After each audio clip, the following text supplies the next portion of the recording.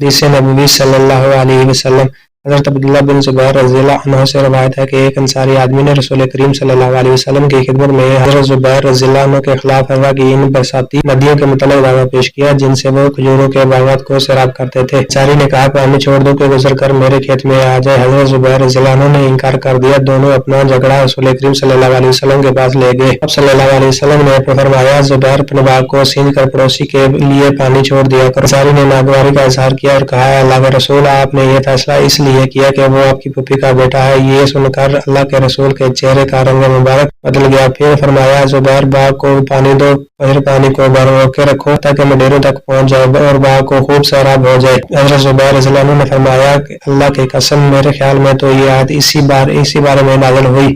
قسم ہے آپ کے رب کی یہ مومن نہیں ہو سکتے جب تک اپنے باہمی اختلافات میں آپ کو منصف نہ مان لے اور پھر آپ کے فیصلے پر دل میں ناگواری بھی محسوس نہ کرے اور آپ اسے پوری طرح تسلیم کر لے۔